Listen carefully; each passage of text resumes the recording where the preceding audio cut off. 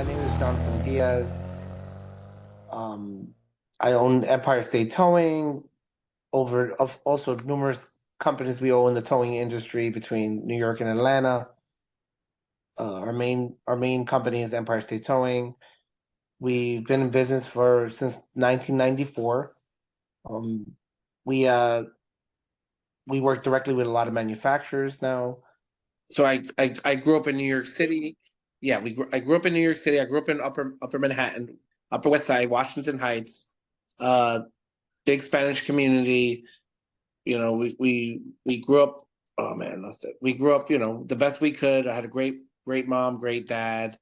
Uh, Taught me everything that I need to know. The school of hard knocks. If you want to make it happen, you got to do it yourself. Nobody's gonna give you. There's no handouts. You got to work hard. I delivered Chinese food on a bicycle as a kid. Made $4 a day. We did whatever we had to do to survive.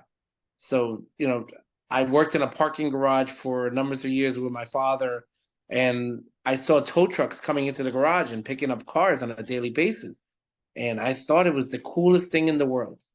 And I saw these tow trucks. So the first moment that I was able to put my money together and buy a tow truck, I bought a used tow truck. I think I paid 14,000 at the time, which was a lot of money in the 90s. And ever since then, I've just been, hustling and bustling and working. And then I was able to grab, uh, a great reputation, doing work in New York City area, which is very difficult because of the traffic situations and, just difficult in general. And we were able to, to have a great reputation to a lot of high end. We started moving like Lamborghinis and Ferraris and then BMW adopted us, and we were able to get all these great manufacturers to be on our side and to kind of hear us, right? The voice of the customer, right? The voice of the service provider.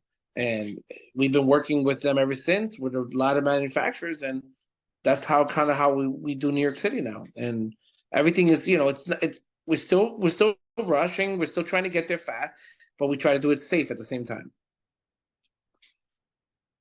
So, and we'll circle back to more of that. I'm Yeah. curious just to start off, Yeah. how did you begin to work with manufacturers? What did that look like? So we were doing so much roadside, right? And I was doing these weird cars, right? I was doing these one-on-ones.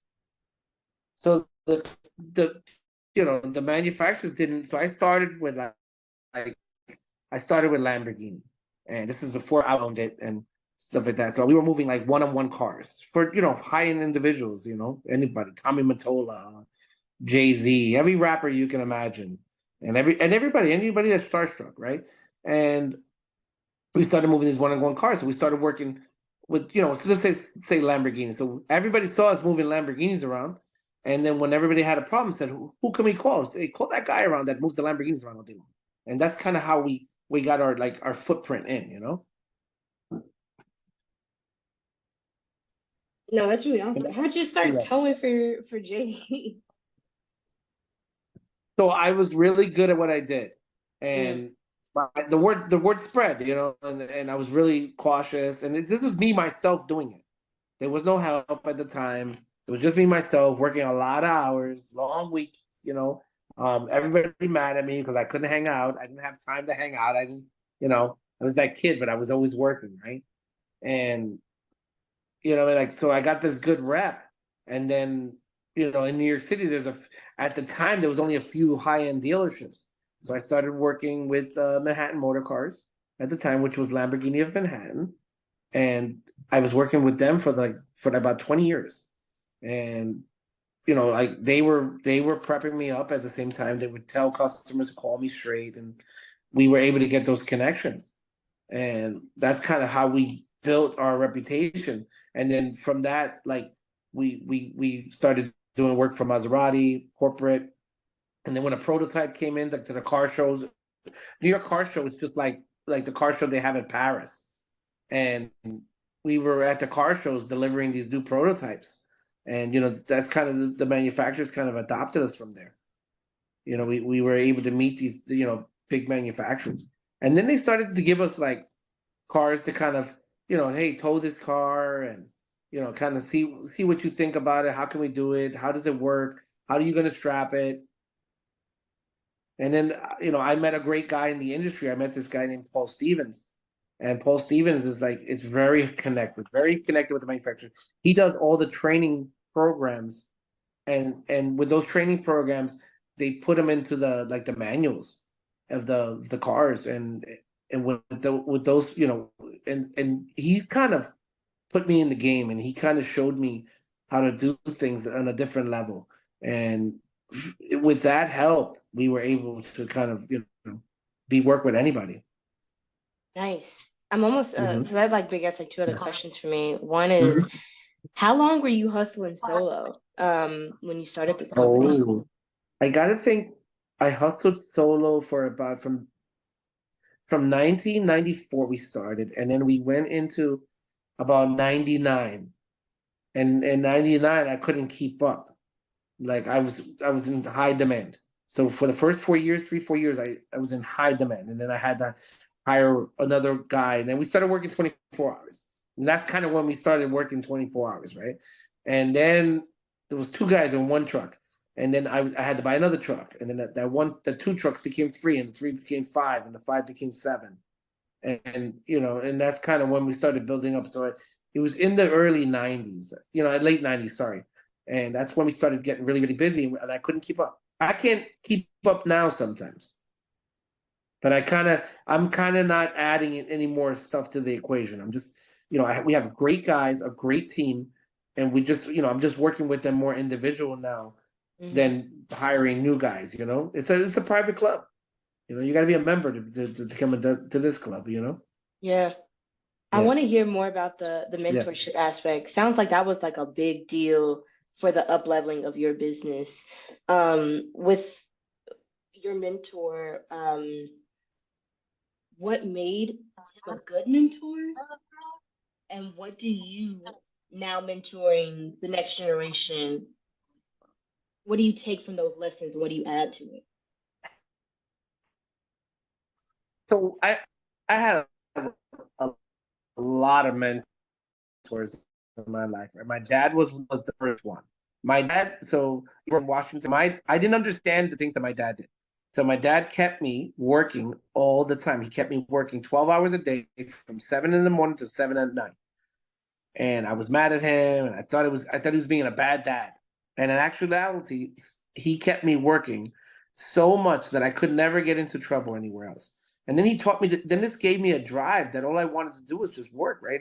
I don't know what it is to have, like to really go out and like in party and stuff like that, because I was always working. But in that aspect, he kept me out of trouble in the best way he could, right? I had a pocket full of money. I was able to work, you know what I mean? And I was able to buy my own equipment and my own truck, and I was able, and we just kept it moving. So, I listen a lot. I talk a lot, but I listen as well. So I have a lot of mentors in my life, and I just take a little piece of everything that everybody teaches me, and I kind of just hold on to it. So like, and you don't have to reveal all of these. That's fine. Go ahead. Just in general, what are your streams of revenue? I think a lot of towers are just doing motor clubs, or So I kind I of want the ones so that listen to this go, oh, okay, I didn't know or I didn't realize that this could be a significant revenue source for me.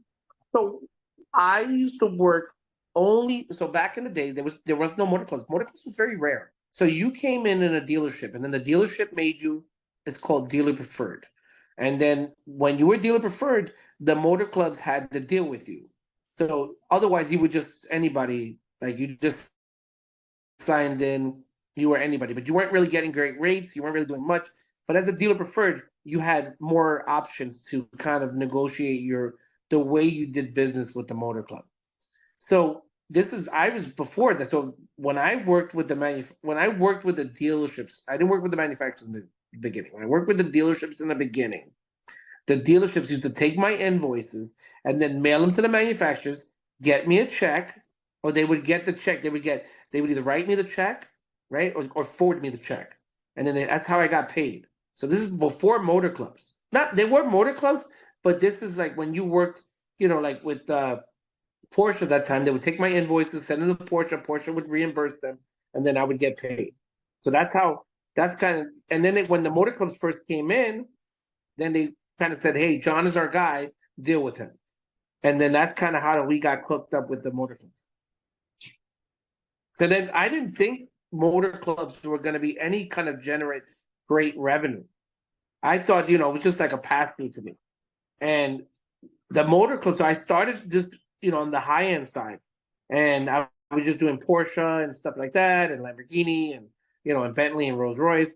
And then they asked me, hey, can you do our regular work? And I was like, well, I'm not sure. But then we started doing it little by little. And then and then when the motor clubs started going around, they started bringing me around. And that's kind of how I got hooked up to motor clubs. Is there something you wish you knew at the beginning of working with motor clubs? Oh, I wish I knew a lot of things. I'm still dreaming about this. What I wish I knew about working with motor clubs. So I feel that everything is going to kind of be a motor club kind of thing. I don't feel there's any, I feel we kind of did it to ourselves, right? Since we don't work together as a team. If all the towers kind of stuck together, we'd be in a great place. But we don't, right? And we kind of fight with each other, and we bicker about prices, and we try to undercut each other, and it's not a good thing, right? So the motor clubs is kind of like the lifeguard at the beach that kind of keeps you from drowning. So you know what I mean, like they're the kind of the middleman. And listen, they're doing a good job doing it because they keep, they go for RFP every year and they get, whatever every couple of years, and the manufacturers keep hiring them. So, I think you need that middleman, which is the motor club. So, there different motor clubs will work in different ways. So that's kind of, what happened with I listen, I think it's a good thing because they're also able to do more volume, which we weren't able to do. Like they're able to give you more work. That you would just say the person comes in and doesn't know everybody, like, or doesn't know who to call. The motor kind of comes and vomits it to you, and they kind of give it to you, and then you're able to do more volume. And a lot of people like volume, so that's what I feel. I mean, that's what I kind of feel with the motor clubs. That's a very interesting thing to say in terms Yeah. of if towers work together, you think y'all would make more money. Yes. Oh, listen, we can honestly, we could dictate prices and the way we move things on a regular basis. But we all need to work as going forward as a team, for the same common goals. But I think that works with everything in life, right? So, if we all stick together, right, we'd be at total peace, right? So That's the dream. yeah. And a good You know? dream, a respectable dream that you should work for. Yeah. No, I like that a Yeah. lot because Yeah. I talked to Yeah. a tower one time, or I think it was someone who was coming to service my partner's vehicle. And I was like, how much are you making Yeah. off of this? Because, at this time, I've been in this world for a little minute. And he was like, or rather, Yeah. no. This was a tower that we met at the Baltimore conference. And he was like, if people Yeah, sure. contacted me directly instead of going through like the dispatchers, I would get more money and they would pay less money. Like John, Yes. because he was Yes. talking to his customer, and she was like, "Oh, you must have made a pretty penny off of this," and he was like, "Nope, I made $90 off of this," and she was like, "But I paid almost like Yeah. $200 for this," and he was like, "Well, I'm Yeah, I not paid seeing it." 250 to yeah. Mm-hmm. Yeah, that's it. But listen, that is not, listen, you can't blame the motor club either, right? That is not free money, right? They collect from the customer. They have fees on that, right? They have dispatching, staffing, all these different things, right? All these processes, right? To get to that $90, right? They might be losing money. You don't know. You know what I mean? Like, so everybody can say what they want to say, but at the end of the day, like unless we all work as a team, we can never get to the right place. So That's yeah, really powerful. I mean, there is money to be made. There is good money to be made, and then there's people that should be in this business, and there's people that should not be in this business. So I mean, towing is not for the weary at heart. You know what I mean? It's not every day you're gonna kill it. Some days you're gonna, you're gonna lose a little bit of yourself. And there's gonna be days that you're gonna be really happy about how the outcome came of the day and how the jobs all flowed together. Like you got a job here, you dropped off a car, you were able to get another car right next to it. Sometimes everything fits like a puzzle. But there's days that you're traveling 10 miles out of the way to get a customer that's been stuck for three hours. Sometimes like the benefit of when you see the customer's face and you save them 3 hours waiting, rain, stuff like that, that is total fulfillment. I mean, it doesn't happen. The business like go up and you show up, you became that hero. You're Superman for that day. It happens. Now that's a really good point as well. Yeah. Mm-hmm. In your experience, because you've probably seen and met a lot of other fellow towers, what are the characteristics of the people who stay in this business?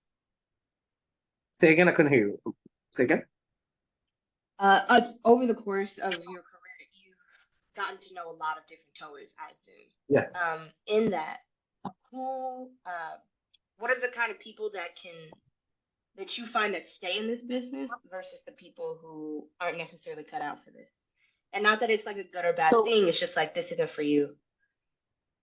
So first of all, towers, the original towers, we don't do it for the money.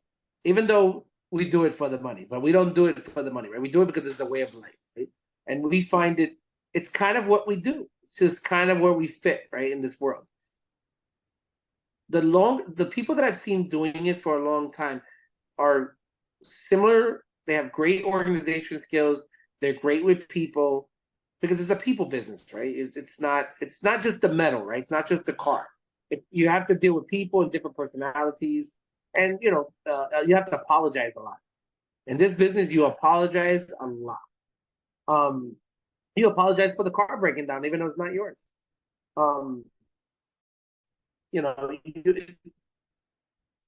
So I've seen people go in and out of this business. I see a lot of strong entities that have been in for a long time, and I respect them. Everybody has their secret sauce. I'm not sure people person. You got to be a people person. You got to know how to deal with situations. You got to be that firefighter. You got to turn off. You got to put out those fires. And if you want to be in this industry, in this business, or any other business, you got to know how to, you got to know how to take it a little bit. Take the constructive criticism, listen, put out that fire. What do I look for in people that hire them? Good attitudes. Good listen. I look for somebody that's just good-hearted. If they're good-hearted, I can teach them how to drive a truck, right? I can teach them how to do anything. If I got a guy that's got OCD, right? That's just a little hyper. That's my, dispatcher. That's my guy in parts. That's my guy that fixes trucks, right? I can take anybody that's good-hearted and I can make them a tower or stuff like that. But I can't make a bad-hearted person something, better, right? Like if he's bad, then he's bad, right? But if he's a good-hearted and he comes from a good family, his mother loved him and hugged him a lot, I want him. You know what I mean? And give him to me, and I'll make him better. I'll add my little, sugar, my salt bay on him, and I'll make him good, and he'll be my best guy here. That's kind of what I think. No, I love that. I am curious. You've been a leader of this organization since the 90s. What have you found to be most important about leading a team?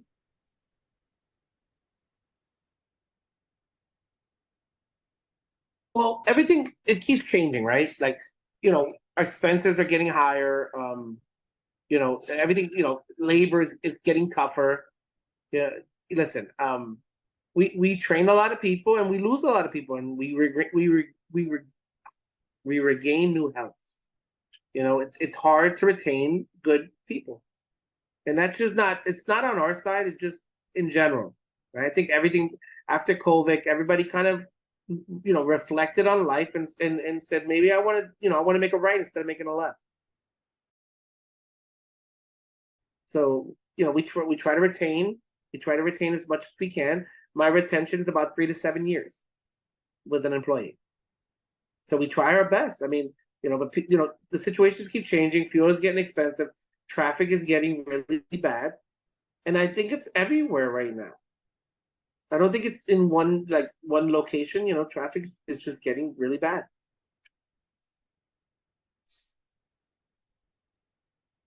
What's a part that seems to be a part of your secret sauce and why you do so well in New York and Atlanta is because Yeah. you and your team are probably the best at navigating that kind of traffic and doing the tow at the same time.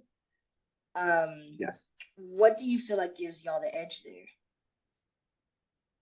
Well, yes, we knew how to deal with traffic and all those situations from New York City. That's what we learned, right? So my guy Chris that runs Atlanta, he came from New York as well. So he's great in this. And he's a great people person, right? So he learned everything kind of the way we did it.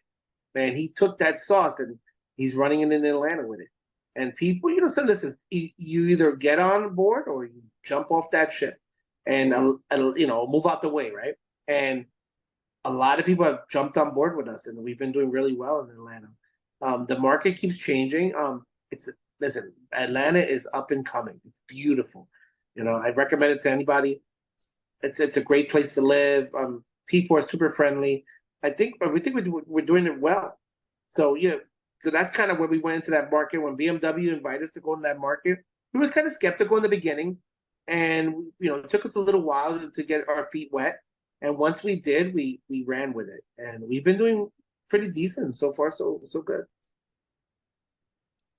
You keep good relationships with Yeah. OEMs Yes, and the dealerships, in the dealerships.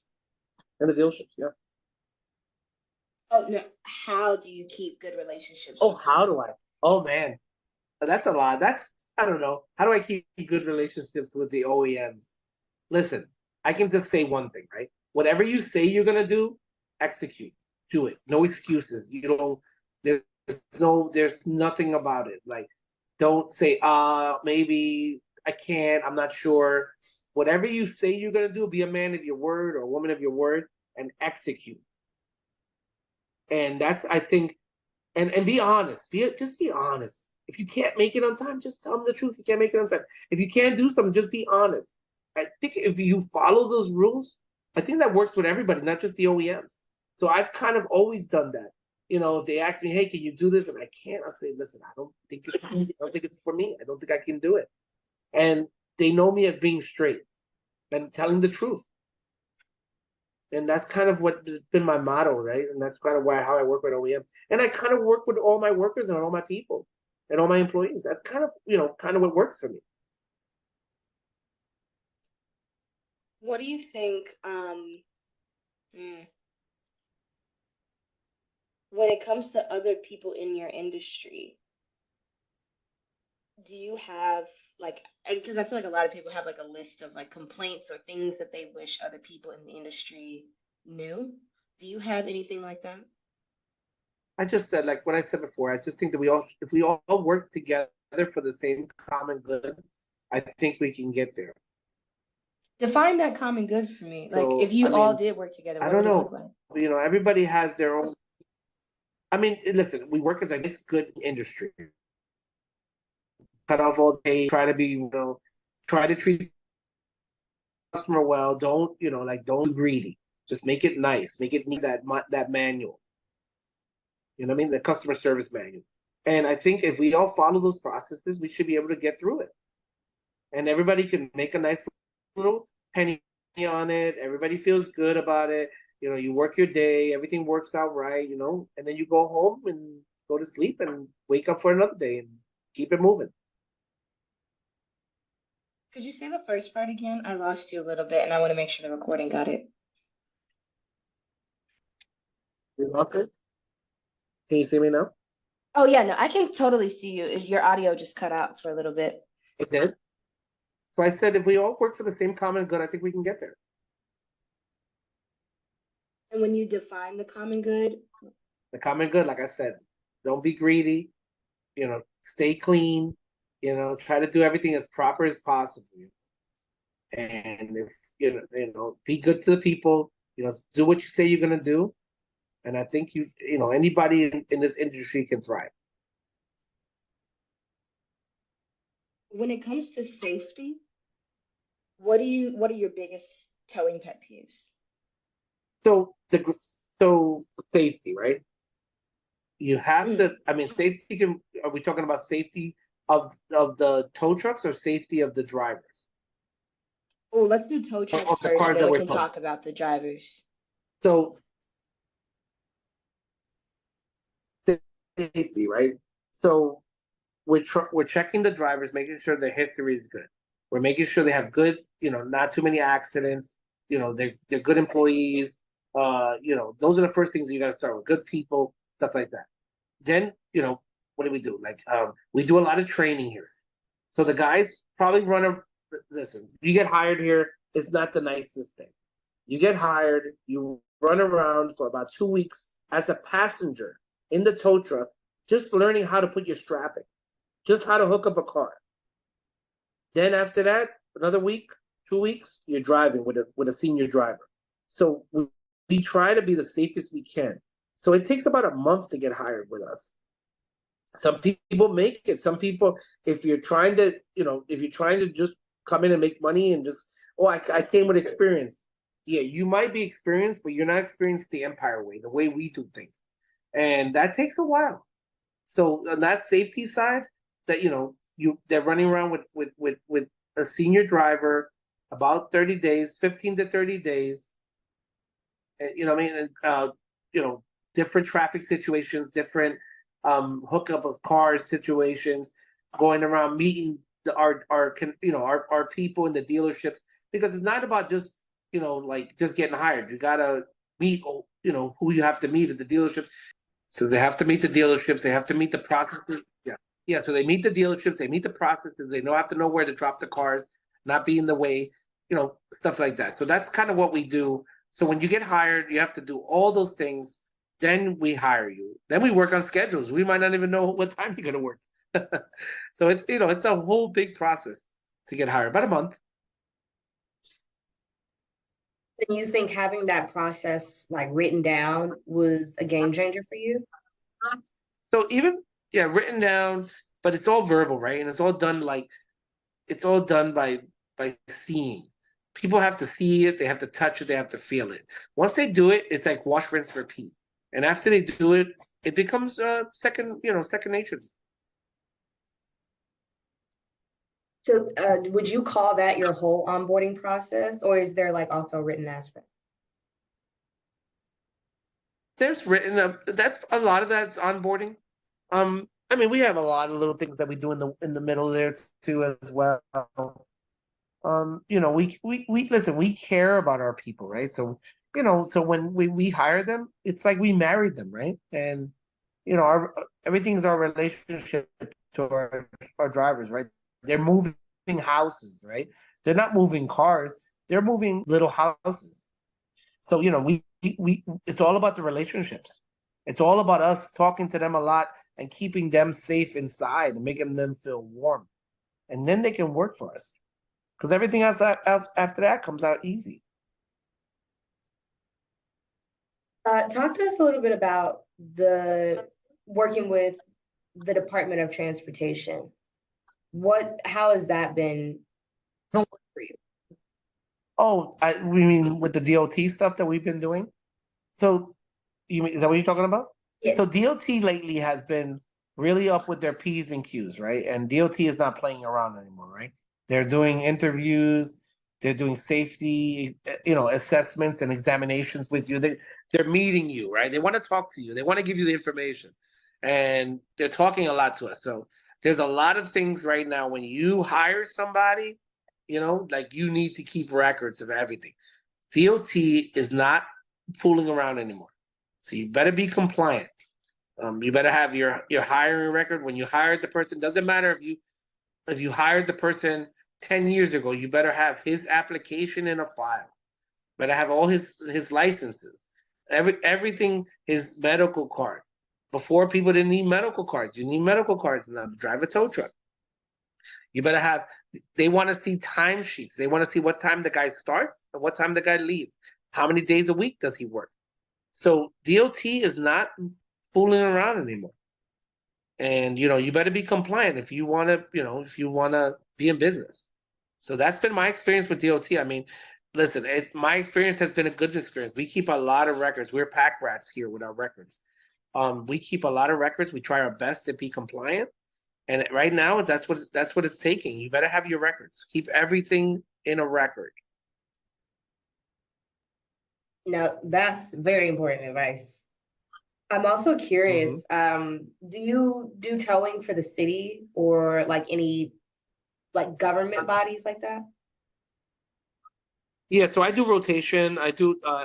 It's a program we have called DARP here. It's Direct Accident Response Program. I do that for the city. I do a rotation as well. It's okay. We've been doing it for years. What questions do you have specifically to that? That was more of a general question, because writing a piece on like the different revenue streams for towers, and we talked about the motor clubs. Yes. We talked about we just talked about like working with the city and what that could look like. What are the other revenue streams that towers need to be thinking about? So towing can listen. Let me tell you this. Look at towing like transport, right? You don't think of it only as towing a car that doesn't run. You can do deliveries. You don't have to just move cars, right? You can move toolboxes. You can move anything, right? Look at the tow truck as any kind of revenue stream that you wanted to look at, right? You can move sea containers. You can move anything you want. So I don't just do towing. I move motorcycles. I move trucks, sea containers, toolboxes. I mean, anything that can be moved that's, at the GVW, the legal weight that we can move it, we're moving it. That's smart. And would you credit that with how your business has been able to be consistent? Yeah, I mean, we've been, listen, in the beginning, we didn't know how to move everything, right? But we did it and we learned and we kept a record of it and we showed it to the next guy. And that's kind of how we've always been moving everything. They call us for everything. So we just keep moving forward and moving whatever we have to move to push that needle. What does growth mean to you? What does growth look like for your company? Growth. I mean, listen, growth, everybody looks for growth, right? But are you ready for growth, right?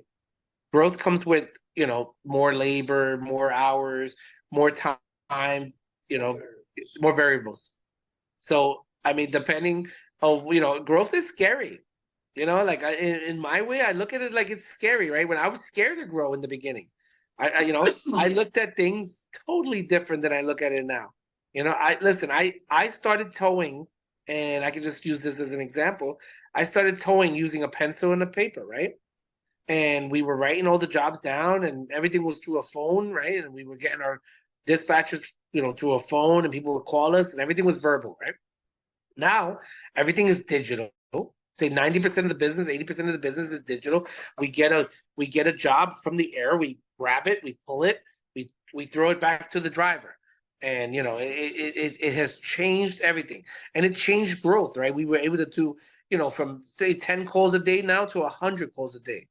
So it changed the way of us thinking things. That's growth is scary, but you got to grab it. It's like grabbing a bull. You got to grab it, grab by the horns and hold on, But if you're able to do that, I mean, it could be something nice. As we're nearing the end of our time, I'm curious about the importance of conferences in this industry. Yeah, what do you mean, like the tow shows and conventions? Yeah, the tow shows and the conventions. So conferences, right? So the tow shows and conventions are great. People they don't come out that much anymore, right? But it gets us all together in one place at one time. We're all able to talk about the same dreams that we have, the same problems in the industry. How do we fix it? What are we doing moving forward? How to have better insurance rates. Any questions that you have, they're at the conferences or at the toast show. So I recommend that everybody attends if they can. And little by little, it's been coming to a neighborhood near you, right? It's not the closest. Sometimes it's a little far. I mean, if somebody can take a day out of their time and come, please come. Ask the questions, right? Listen, people tend. I'm going to use this example real quick. We in the industry, we see somebody pass us and they have the car hooked up, and the car's hooked up bad, right? They have the straps wrong or the chains wrong, and another tower tends to laugh about it, right? We don't I don't look at it and laugh about it. I might pull over next to him and say, "Hey, brother, can I help you with that?" And show him the right way of doing it because he can hurt somebody, right? Things can go wrong. If we're all talking about the same thing, don't laugh about it. Let's fix it, right? We see our brother, our tower out there, another guy. You might still look at it as competition, but we got to help this guy. If he's doing something wrong, just point him on the right direction. It's for the industry, not for us personally. Strong note. With what we have left, is there something? Yeah. Is there a question that you wish I had asked you? No, I think you did fine. Oh, don't worry. It wasn't for my ego. More so, is there something you wish you had the opportunity to say? Maybe listen, we've been talking about the insurance problems, right? Insurance, stuff like that. So, if people come to the conventions, we're able to talk together about the problems we have. A lot of the problems right now are real estate, where we are, it's getting kind of expensive. Pricing, it shouldn't be always about pricing, but it always usually comes down to how much everything costs, right? How much are we charging? How much does it cost? If as an industry, we have to all sit down and talk about insurance, how much we're getting paid, what are we charging? Are we doing the right thing? Are our drivers compliant? Are we compliant as a whole? If we can do all those things, then we can check the box and move on to the next box. So it's all about checking the box. Yeah, that was great. And with that's all I got for you. You got it? You good? Mm-hmm.